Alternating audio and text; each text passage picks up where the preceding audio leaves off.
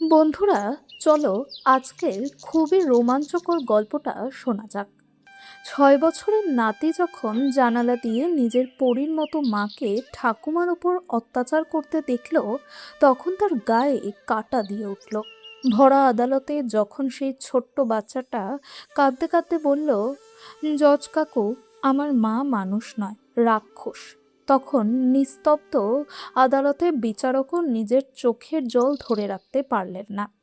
সত্যিটা সামনে আসতেই অহংকারী বউয়ের পায়ের তলা থেকে মাটি সরে গেল, আর স্বামী এমন এক ভয়ঙ্কর পদক্ষেপ নিল যে সবাই স্তব্ধ হয়ে গেল। শহরের সেই সবচেয়ে দামি ও অভিজাত এলাকায় রমেশের বাড়ি দূর থেকেই সবার চোখ ঝলসে দিত। সাদা মার্বেল দিয়ে তৈরি সেই দুতলা বাড়িটি যেন আধুনিক প্রাসাদের চেয়ে কম কিছু নয়। মূল ফটকে ছিল ভারী লোহার নকশা করা গেট, আর তার ঠিক পেছনেই ছিল সুন্দর করে ছাটা মখমলের মতো সবুজ বাগান, যেখানে সব ঋতুতেই বিদেশি ফুল ফুটে থাকতো। বারান্দায় দাঁড়িয়ে থাকা দুটি ঝকঝকে গাড়ি প্রমাণ দিত যে এই বাড়িতে কোনো কিছুরই অভাব নেই। বাইরে থেকে দেখলে প্রতিটি পথচারী, আত্মীয় আর প্রতিবেশীর চোখে রমেশ ছিল এক আদর্শ ছেলে। সমাজে তাকে উদাহরণ হিসেবে দেখানো হতো। এত বড় জায়গায় পৌঁছেও সে তার বৃদ্ধ মাকে কত সম্মান আর আরামে রেখেছে। বাড়ির গৃহকর্ত্রী রিবা যখনই তার রেশমি শাড়ি আর দামি গয়না পরে বাইরে বেরোতো, তার ঠোঁটে থাকতো এমন এক মিষ্টি মেপে দেওয়া হাসি যা সহজেই সবাইকে ভুলিয়ে দিত। কিন্তু সেই সাদা মার্বেলের ঠান্ডা দেওয়ালের ভেতরে লুকিয়ে ছিল এক দম বন্ধ করা নরক, যার আঁচ বাইরের দুনিয়ায় কখনো পৌঁছতো না। সিঁড়ির নিচে সেই অন্ধকার কোণায় 65 বছরের সুধা দেবীর জীবন যেন অভিশাপ হয়ে দাঁড়িয়েছিল। স্বামীর মৃত্যুর পর তার পুরো পৃথিবী সীমাবদ্ধ হয়ে গিয়েছিল ছেলে রমেশের সুখ আর উন্নতির জন্য। একজন মা নিজের যৌবনের সব স্বপ্ন বিসর্জন দিয়ে, নিজের গয়না বিক্রি করে, না খেয়ে থেকে ছেলের পড়াশোনার জন্য সবকিছু উজাড় করে দিয়েছিলেন। সুধা দেবী ভেবেছিলেন জীবনের শেষ সময়ে তিনি ছেলের স্নেহময় আশ্রয়ে শান্তিতে থাকবেন। কিন্তু ভাগ্যের নিষ্ঠুর খেলাটা দেখো, যে ছেলেকে তিনি নিজের রক্ত ঘামে বড় করেছেন, সেই ছেলের বাড়িতেই তিনি এক প্রকার আবর্জনার মতো ফেলে রাখা হয়েছিল। বাড়ির একদম পেছনের দিকে যেখানে সিঁড়ি শেষ হয়েছে, ঠিক তার নিচে ছিল একটা ছোট্ট ত্রিভুজাকৃতি স্টোর রুম। সেখানে না ছিল কোনো জানলা, না ছিল তাজা বাতাস ঢোকার কোনো ব্যবস্থা। দেয়াল থেকে সবসময় স্যাঁতস্যাঁতে আর ছত্রাকের দুর্গন্ধ বের হতো। সেই অন্ধকার ঘরে মাটিতে বিছানো এক পুরনো চাটাইয়ের ওপর সুধা দেবীর জীবনের শেষ দিনগুলো কেটে যাচ্ছিল। রেবা ছিল শিক্ষিতা, আধুনিক এবং অত্যন্ত ধূর্ত এক মহিলা। তার বুদ্ধি ছিল শেয়ালের থেকেও তীক্ষ্ণ। সে জানতো রমেশ তার মাকে খুব সম্মান করে, তাই সে নিজের আসল মুখটা লুকিয়ে এক আদর্শ স্নেহময় বউয়ের মুখোশ পরে নিয়েছিল। রাতে ঠিক 8টায় যখন রমেশ অফিস থেকে ক্লান্ত হয়ে বাড়ি ফিরত, রেবা খুব যত্ন করে তার অভ্যর্থনা করত। রমেশ সোফায় বসতেই সে জল এগিয়ে দিয়ে মিষ্টি গলায় বলতো, শোনো, আজ মা দুপুরে ঠিক মতো খায়নি, তাই আমি নিজের হাতে খিচুড়ি বানিয়ে খাইয়েছি। আর ওনার জয়েন্টের ওষুধটাও কাল শেষ হয়ে যাবে, ফেরার পথে নিয়ে এসো। রমেশ, যে সারা দিন দায়িত্বের চাপে পিষ্ট হয়ে থাকতো, এসব শুনে আবেগে ভেসে যেত। সে ভাবতো তার স্ত্রী পৃথিবীর সেরা আর তার মা সবচেয়ে ভাগ্যবতী। সে নিশ্চিন্তে ঘুমিয়ে পড়তো, এই না জেনে যে তার অনুপস্থিতিতে বন্ধ দরজার আড়ালে কি ভয়ঙ্কর খেলা চলে। পরের দিন সকালে রমেশের গাড়ি বাড়ি থেকে বেরিয়ে যেতেই বাড়ির পরিবেশ শ্মশানের মতো নিস্তব্ধ হয়ে যেত। রমেশ চলে যেতেই রেবার মুখ থেকে সেই মিষ্টি হাসি উধাও হয়ে যেত, আর চোখে ভেসে উঠত নির্মম নিষ্ঠুরতা। এই অত্যাচার হঠাৎ শুরু হয়নি। রেবা ধীরে ধীরে পরিকল্পনা করে সুধা দেবীর ওপর অত্যাচার শুরু করেছিল। প্রথমে খাবারে খুঁত ধরে কটূক্তি করত, বুড়ো বয়সে জিভের স্বাদ নষ্ট হয়ে গেছে নাকি, এত নুন খাও কেন। তারপর সে সুধা দেবীর কাপড় ধোয়া বন্ধ করে দেয়। বাতের ব্যথায় ফুলে থাকা হাত পা নিয়ে সুধা দেবীকে নিজের ময়লা কাপড় নিজেকেই ধুতে হতো। ধীরে ধীরে মানসিক অত্যাচার শারীরিক নির্যাতনের রূপ নেয়। রেবা সুধাদেবীর প্রতিটি শ্বাস, প্রতিটি উপস্থিতিকেই ঘৃণা করত। তার মনে হতো এই বুড়ি তার বিলাসী জীবনের ওপর একটা দাগ। সুধাদেবী দিনে মাত্র একবার খাবার পেতেন, তাও এমন যা হয়তো পশুও খেতে চাইবে না। আগের রাতের শুকনো রুটি আর বাসি তরকারি তার পুরনো স্টিলের থালায় ছুঁড়ে ফেলা হতো। অনেক সময় রেবার নিষ্ঠুরতা সীমা ছাড়িয়ে যেত। সে ইচ্ছা করে সুধাদেবীর খাবারে এক মুঠো লাল মরিচ গুঁড়ো মিশিয়ে দিত। ক্ষুধায় কাতর সুধাদেবী যখন সেই খাবার মুখে তুলতেন, তখন তার গলা আর ভেতরটা আগুনের মতো জ্বলতে থাকতো। চোখ দিয়ে জল গড়িয়ে পড়তো, কাশি থামতো না। তিনি জলের জন্য আকুতি করতেন, কিন্তু রেবা ইচ্ছা করেই তার সামনে জল নষ্ট করে দিত। যখন তৃষ্ণা আর মরিচের জ্বালায় সুধাদেবী অসহায়ভাবে কাঁদতে শুরু করতেন, তখন রেবার রাগ আরও বেড়ে যেত। সে এগিয়ে এসে সুধাদেবীর পাতলা সাদা চুল মুঠো করে চেপে ধরত এবং টেনে হিচড়ে স্যাঁতস্যাঁতে দেয়ালের দিকে জোরে ঠেলে দিত। সুধাদেবীর মাথা দেওয়ালে লেগে যেত আর তিনি যন্ত্রণায় কোকিয়ে উঠতেন। তোমার ছেলের রোজগারে রাজ করতে এসেছো, তাই না বুড়ি? যতদিন আমি এই বাড়িতে আছি তোমাকে এক একটা খাবার আর এক ফোঁটা জলের জন্য কাঁদাবো। রেবা ঘৃণায় ফুঁসতে ফুঁসতে বলতো। যে কেউ ভাবতে পারে সুধাদেবী কেন এই ভয়ঙ্কর অত্যাচারের কথা তার ছেলেকে রমেশকে বলেননি, কেন তিনি সব কিছু চুপ করে সহ্য করে গিয়েছেন। এর কারণ ছিল সেই ভয়ঙ্কর শপথ, যা তার মুখকে চিরদিনের জন্য বন্ধ করে দিয়েছিল। রেবা সুধাদেবীর সবচেয়ে বড় দুর্বলতাকেই অস্ত্র বানিয়েছিল, তার 6 বছরের নাতি দীপ। একদিন রেবা দীপকে দোতলার বারান্দার রেলিংয়ের পাশে দাঁড় করিয়ে সুধাদেবীর কানে ফিসফিস করে এমন কথা বলেছিল যা তার আত্মার পর্যন্ত কাঁপিয়ে দিয়েছিল। যদি তুমি রমেশের সামনে মুখ খোলার সামান্য চেষ্টাও করো বা এক ফোঁটা চোখের জল ফেলো, তাহলে মনে রেখো তোমার এই আদরের নাতির পা এই বারান্দা থেকে পিছলে যাবে। নিচের মার্বেলের মেঝেতে পড়তে এক মুহূর্তও লাগবে না, আর সবাই ভাববে খেলতে গিয়ে দুর্ঘটনায় পড়ে গেছে। সেই এক মুহূর্ত, সেই এক হুমকি সুধাদেবীর বাকি সাহসটুকু পুরোপুরি ভেঙে দিয়েছিল। একজন ঠাকুমার কাছে তার নাতির প্রাণ নিজের জীবনের থেকেও 1000 গুণ বেশি মূল্যবান। সুধাদেবী জানতেন রেবার ভেতরে আর কোনো মানবতা নেই। সে তার ভয়ঙ্কর ইচ্ছা সত্যি করতেও পারে। তাই দ্বীপের নিরাপত্তার জন্য সুধাদেবী নিরাপত্তার ভারী চাদর নিজের ওপর জড়িয়ে নিলেন। গালিগালাজ, ক্ষুধা, অপমান আর শরীরে পড়া আঘাতের দাগ, প্রতিটি অত্যাচার তিনি চোখের জল গিলে চুপচাপ সহ্য করে গেছেন, শুধু এই আশায় হয়তো একদিন মৃত্যু এসে তাকে এই অন্ধকার ঘর থেকে মুক্তি দেবে। ডিসেম্বর মাস চরমে ছিল। শহরে কনকনে ঠান্ডা পড়েছিল। সেই বড় বাড়ির সাদা মার্বেলের মেঝে যেন বরফের মতো ঠান্ডা হয়ে উঠেছিল। সিঁড়ির নিচের সেই অন্ধকার ঘর রাতে যেন বরফ ঘরে পরিণত হতো। এই হিম শীতল আবহাওয়ায় রেবার নিষ্ঠুরতাও আরও জমাট বাঁধছিল। এক সন্ধ্যায় সে সুধাদেবীর একমাত্র গদি আর পুরনো উলের কম্বল ছাদে ফেলে দিতে বলল। এই ঘর থেকে এত স্যাঁতস্যাঁতে গন্ধ আসে যে আমার অতিথিদের দম বন্ধ হয়ে যায়। 65 বছরের কাঁপতে থাকা শরীর নিয়ে সুধাদেবী এখন ঠান্ডা মেঝেতেই শুতে বাধ্য হলেন।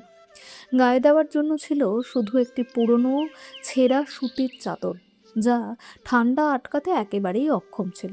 ঠান্ডায় তার হাড় পর্যন্ত জমে যাচ্ছিল। বাতের ব্যথা ভয়ঙ্কর রূপ নিয়েছিল। হাঁটু আর গোড়ালি ফুলে লাল হয়ে উঠেছিল।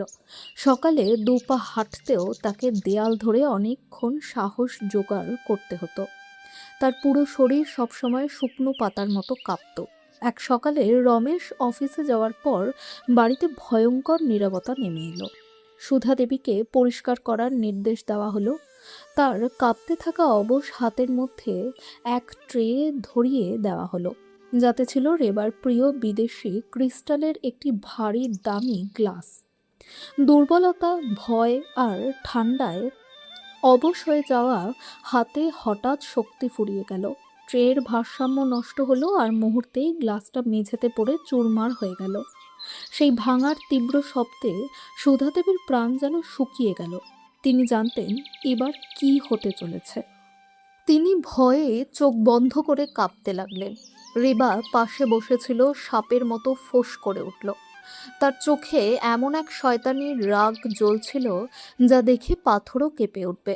তোমার এত সাহস! সে চিৎকার করে উঠল। সে এগিয়ে এসে সুধা দেবীর চুল টেনে ধরল এবং তাকে মেঝেতে ছড়িয়ে থাকা ধারালো কাচের টুকরোর সামনে ঠেলে দিল। তোমার এই কাপা হাত নিয়ে খুব গর্ব, তাই না? আজ এমন শাস্তি দেব, পরের বার এই বাড়ির কোনো জিনিস ছোঁয়ার আগে তোমার আত্মা পর্যন্ত কেঁপে উঠবে। এই বলে রেবা তার কাঁধ চেপে ধরে তাকে সেই ভাঙা কাচের ওপর হাঁটু গেড়ে বসতে বাধ্য করল। যেই তার শরীরের ভার সেই ধারালো কাচের ওপর পড়ল, কাচ তার হাঁটুর মাংস ভেদ করে হাড় পর্যন্ত ঢুকে গেল। এক অসহনীয় আর্তনাদ বেরিয়ে আসার আগেই রেবা দ্রুত একটি নোংরা কাপড় তার মুখে গুজে দিল। চুপ, একদম চুপ। একটা শব্দ বাইরে গেলে তোমার জিভ কেটে কুকুরকে খাওয়াবো। কিন্তু এখানেই শেষ নয়। রেবা নিচু হয়ে একটি দেশলাই তুলে নিল, একটি কাঠি জ্বালালো। আগুনের শিখা সুধাদেবীর চোখের সামনে যেন মৃত্যুর নাচন করছিল। সে সুধাদেবীর বাঁ হাত জোর করে ধরে সেই জ্বলন্ত কাঠিটা তার হাতের তালুর মাঝখানে চেপে ধরল। জ্বলন্ত চামড়ার গন্ধ চারদিকে ছড়িয়ে পড়ল। মুখে গোজা কাপড়ের আড়াল থেকেও তার দম বন্ধ করা কান্না আর চিৎকার বেরিয়ে আসছিল। তিনি যন্ত্রণায় ছটফট করছিলেন, কিন্তু রেবা তাকে লোহার মতো শক্ত করে চেপে ধরে রেখেছিল। মুখে এক ভয়ঙ্কর হাসি।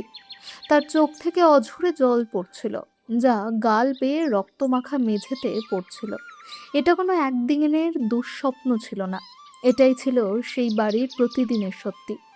1-2 মাস নয়, পুরো 24 মাস ধরে এই অমানবিক অত্যাচার সুধাদেবীর শরীরকে প্রায় শেষ করে দিয়েছিল। তিনি আর একজন মানুষ নন, শুধু চামড়ায় মোড়া কাঁপতে থাকা হাড়ের খাঁচা হয়ে গিয়েছিলেন। তার শরীর জুড়ে ছিল অসংখ্য আঘাত আর পোড়ার দাগ। চোখের সেই মমতা, আশা, আলো সব নিভে গিয়েছিল। এখন তার ফাঁকা চোখে ছিল শুধু মৃত্যুর অপেক্ষা। এক রবিবার দুপুরে রমেশ হঠাৎ জরুরি কাজের জন্য অফিসে চলে গেল। বাড়িতে ছিল শুধু রেবা, সুধা আর ছোট দ্বীপ। দ্বীপ পাশের বাড়ির বন্ধুর কাছে খেলতে যাওয়ার জন্য জেদ করছিল। রেবা তাকে সাজিয়ে প্রতিবেশীর বাড়িতে রেখে এলো। রেবার জন্য এটা ছিল এক সোনালী সুযোগ। বাড়ি পুরোপুরি ফাঁকা ছিল। রেবার দরকার ছিল সুধাদেবীর ওপর রাগ ঝাড়ার আরেকটা অজুহাত। আজ রেবা তার এক বান্ধবীকে পার্টির জন্য বাড়িতে ডেকেছিল। সে সুধাদেবীকে নির্দেশ দিয়েছিল পেছনের উঠোনটা পুরো পরিষ্কার করতে এবং সেখানে রাখা ভারী টবগুলো সরাতে। সুধাদেবীর শরীরে দাঁড়িয়ে থাকার শক্তিও ছিল না। হাত জোর করে মিনতি করলেন, বৌমা, আমার জয়েন্টে খুব ব্যথা। আজ আমি এই ভারী কাজটা পারবো না, কাল করে দেব। আমাকে ক্ষমা করে দাও। এই কথা শুনতেই রেবার রাগ চরমে পৌঁছে গেল। তোমার এত সাহস, আমাকে জবাব দিচ্ছ? বিনা পয়সায় খেয়ে তোমার জিভ অনেক বড় হয়ে গেছে। রেবা সুধাদেবীর চুল শক্ত করে ধরে টেনে হিচড়ে সেই স্টোর রুমে নিয়ে গেল। তারপর একটা পুরনো লোহার রড তুলে নিয়ে তার পায়ে নির্মমভাবে মারতে শুরু করলো। প্রতিদিন তোমার এই অসুখ আর নাটক দেখে আমি বিরক্ত হয়ে গেছি। আজ তোমার এই নাটক চিরতরে শেষ করে দেব। সুধাদেবী যন্ত্রণায় কাতরাচ্ছিলেন। বাঁচাও, ভগবানের দোহাই, আমাকে ছেড়ে দাও। হায় ঈশ্বর, আমি মরে যাচ্ছি। রেবা তাকে মাটিতে ফেলে দিয়ে পেটে জোরে লাথি মারল। সুধাদেবী রক্ত বমি করতে করতে মেঝেতে ছটফট করতে লাগলেন, আর রেবা দাঁড়িয়ে এক রাক্ষসীর মতো হাসছিল। ওদিকে দ্বীপ যে বন্ধুর বাড়িতে খেলতে গিয়েছিল, সেই বন্ধুর হঠাৎ জ্বর আসে। তাই প্রতিবেশী ভাবলেন দ্বীপকে বাড়িতে পৌঁছে দিয়ে আসা যাক। দ্বীপ দৌড়ে বাড়ির পেছনের গেট দিয়ে ঢুকে পড়ল। সে তার ঠাকুমাকে খুব ভালোবাসতো। সে জানতো ঠাকুমার ঘরটা পেছনের দিকে। সে চুপি চুপি জানালার কাছে গিয়ে ঠাকুমাকে চমকে দেওয়ার চেষ্টা করলো, কিন্তু জানালার ভেতর তাকাতেই তার পায়ের তলা থেকে মাটি সরে গেল।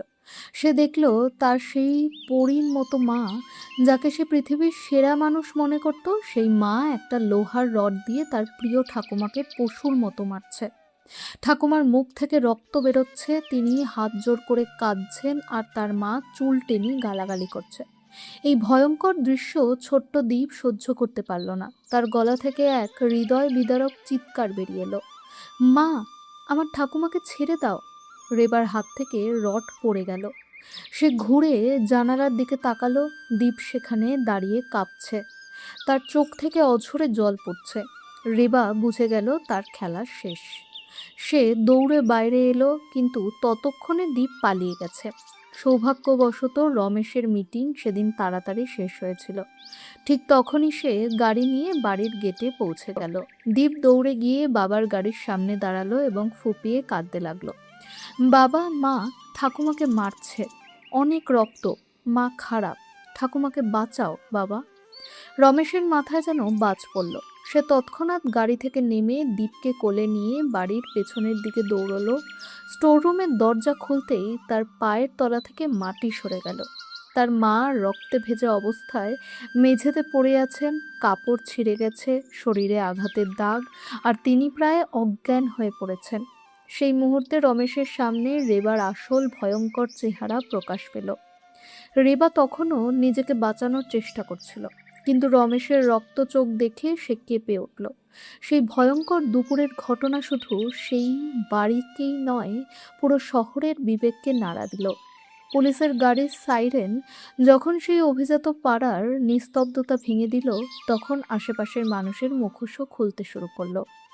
যারা এতদিন রেবার ভদ্রতা আর রমেশের আদর্শ ছেলের প্রশংসা করত, তারা আজ সেই বাড়ির সামনে দাঁড়িয়ে ফিসফিস করছিল।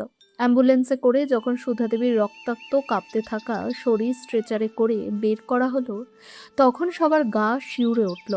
রমেশের চোখের জল থামছিল না। সে নিজের স্ত্রী রেবার বিরুদ্ধে খুনের চেষ্টা, অমানবিক নির্যাতন ও গার্হস্থ্য হিংসার অভিযোগে থানায় এফআইআর দায়ের করল। সেই সন্ধ্যাতেই রেবাকে গ্রেফতার করা হলো, কিন্তু তার মুখে কোনো অনুতাপ ছিল না, বরং ছিল এক কুটিল আত্মবিশ্বাস, যেন সে জানে টাকার জোরে শীঘ্রই বেরিয়ে আসবে। মাসের পর মাস তদন্ত আর হাসপাতালের চিকিৎসার পর অবশেষে জেলা আদালতে এই বহুল আলোচিত মামলার শুনানির দিন এলো। আদালত ঘর ভর্তি ছিল, ভারী কাঠের কাঠগড়া, উঁচু ছাদ আর টান টান উত্তেজনা সবাইকে নিঃশ্বাস বন্ধ করে রেখেছে। রেবার পক্ষ থেকে শহরের সবচেয়ে নামি ও দামি আইনজীবীকে আনা হয়েছিল, যিনি তার আক্রমণাত্মক যুক্তি আর মিথ্যেকে সত্য প্রমাণ করার ক্ষমতার জন্য পরিচিত ছিলেন। শুনানি শুরু হতেই তিনি এমনভাবে মিথ্যার জাল বুনলেন যে এক মুহূর্তের জন্য রমেশও দিশেহারা হয়ে পড়ল। তিনি বললেন, মাননীয় বিচারক, এই মামলা একটি শিক্ষিতা আধুনিক বউয়ের বিরুদ্ধে সাজানো ষড়যন্ত্র। আমার মক্কেল রেবা সব সময় তার শাশুড়ি মায়ের যত্ন নিজের মায়ের মতোই নিয়েছেন। তিনি আরও বললেন, সুধাদেবীর বয়স 65 বছর। তিনি আলজাইমার ও ডিমেনশিয়ার মতো মানসিক রোগে ভুগছেন। তার শরীরের আঘাতগুলো কারো মারধরের নয়, বরং বারবার পড়ে যাওয়ার ফল। এমনকি হাত পোড়ানোর ঘটনাকেও তিনি অন্যভাবে ব্যাখ্যা করলেন। তিনি রান্নাঘরে কাজ করতে গিয়ে নিজেই ভুলবশত হাত পুড়িয়ে ফেলেছেন। রেবা কাঠগড়ায় দাঁড়িয়ে নকল কান্না করছিল, বারবার শাড়ির আঁচল দিয়ে চোখ মুছছিল, যেন তিনিই সবচেয়ে অসহায়।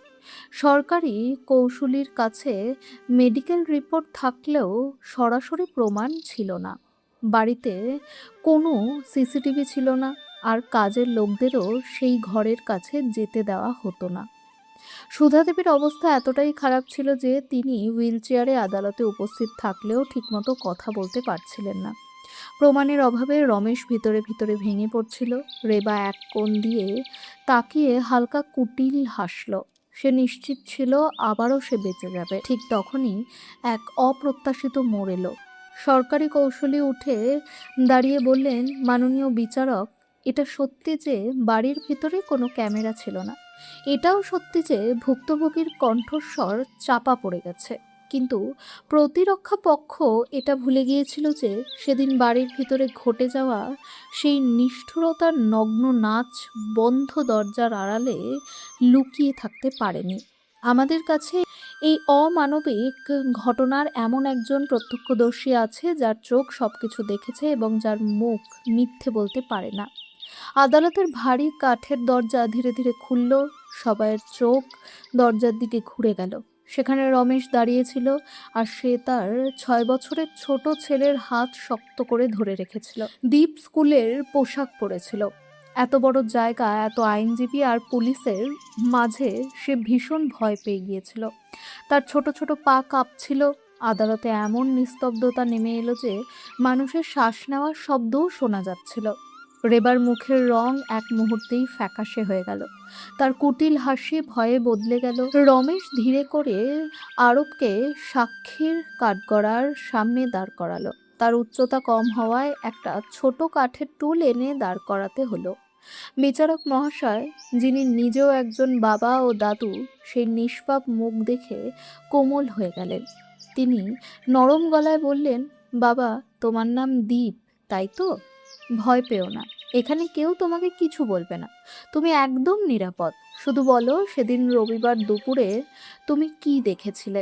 দীপ একবার চারদিকে তাকালো, তারপর তার চোখ পড়ল তার মা রেবার দিকে। রেবা তাকে ভয়ঙ্কর চোখে তাকিয়েছিল, যেন চোখের ভাষায় হুমকি দিচ্ছে।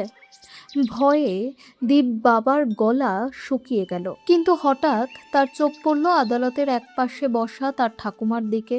সুধা দেবীর মাথা ব্যান্ডেজে বাঁধা, হাত প্লাস্টারে, চোখের নিচে গভীর কালশিটে দাগ। ঠাকুমার সেই ভাঙা অবস্থা দেখে আরবের ভয়ে এক মুহূর্তে উধাও হয়ে গেল। তার মনে পড়ে গেল ঠাকুমা কিভাবে নিজের খাবার থেকেও তাকে খাইয়ে দিতেন, কিভাবে শুনিয়ে ঘুম পাড়াতেন। তার চোখ ভরে গেল জলে। সে মাইক্রোফোনটা ধরে কাপা গলায় বলল, জজ কাকু, আমার মা খুব খারাপ। আদালত আরও নিস্তব্ধ হয়ে গেল। সেদিন আমি জানালার বাইরে দাঁড়িয়েছিলাম। আমি দেখেছি মা একটা লোহার বড় ডান্ডা দিয়ে আমার ঠাকুমাকে খুব মারছিল। ঠাকুমা পড়ে গিয়েছিল আর কাঁদছিল, বলছিল আমাকে ছেড়ে দাও। কিন্তু মা হাসছিল। রেবার আইনজীবী ঘেমে উঠল।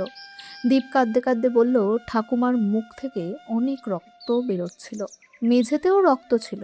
মা ঠাকুমার চুল টেনে মেরেছে, আর মা ঠাকুমাকে ঠিকমতো খেতেও দিত না। সে থামেনি। একদিন ঠাকুমার হাত থেকে গ্লাস পড়ে ভেঙে গেলে মা তাকে কাচের টুকরোর ওপর বসিয়েছিল। ঠাকুমা কাঁদছিল, তখন মা তার হাতে জ্বলন্ত দেশলাই ধরেছিল। আমি সব দেখেছি কাকু। আইনজীবী বাধা দিতে গেল। মাননীয় বিচারক, এই শিশু পরিপক্ক নয়। আপত্তি খারিজ। বিচারক কড়া গলায় বললেন, শিশুকে কথা বলতে দিন। দীপ শেষ সত্যিটা বলল, আমি বাবাকে বলিনি, কারণ মা ঠাকুমাকে ভয় দেখিয়েছিল। বলেছিল যদি কিছু বলে তাহলে আমাকে ছাদ থেকে ফেলে দেবে। আমার ঠাকুমা আমাকে বাঁচানোর জন্য মার খেত। কাকু, আমার ঠাকুমা খুব ভালো, কিন্তু আমার মা মানুষ নয়, সে একটা রাক্ষস। এই বলে দীপ ভেঙে পড়ল। দৌড়ে বাবাকে জড়িয়ে ধরল। তার কথাগুলো আদালতের সবাইকে কাঁপিয়ে দিল। আইনজীবী, পুলিশ, এমনকি ক্লার্ক, সবার চোখে তখন জল। বিচারকও চোখের জল মুছলেন। একটি শিশুর সরল সত্য সব মিথ্যেকে ভেঙে দিল। রমেশ মেঝেতে বসে ভেঙে পড়ল। নিজের ওপর ঘৃণা জন্মালো। সে টাকা আর কাজ নিয়ে ব্যস্ত ছিল, আর তার মা বাড়িতেই নরক যন্ত্রণা সহ্য করছিলেন। রেবার আইনজীবী বুঝে গেল এই মামলা আর বাঁচানো যাবে না। অবশেষে বিচারক রায় দিলেন, এই আদালত শুধু একটি অপরাধ নয়, মানবতার ওপর এক কলঙ্ক দেখেছে। সমস্ত প্রমাণ ও সাক্ষ্যের ভিত্তিতে অভিযুক্ত রেবাকে দোষী সাব্যস্ত করা হলো। তাকে 7 বছরের কঠোর কারাদণ্ড দেওয়া হচ্ছে। রায় শুনে রেবার পা থেকে মাটি সরে গেল।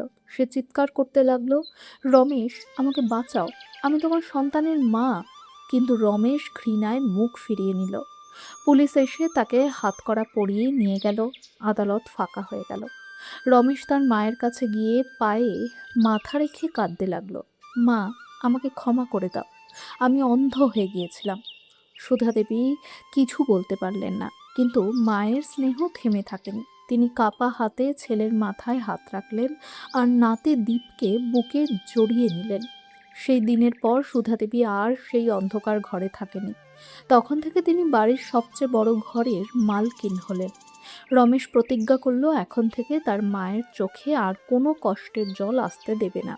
কিন্তু সেই আদালতে একটি শিশুর কণ্ঠে বলা সত্য আর সেই বাড়ির ভয়ঙ্কর ঘটনার স্মৃতি চিরদিনের জন্য সবার মনে দাগ কেটে রইল।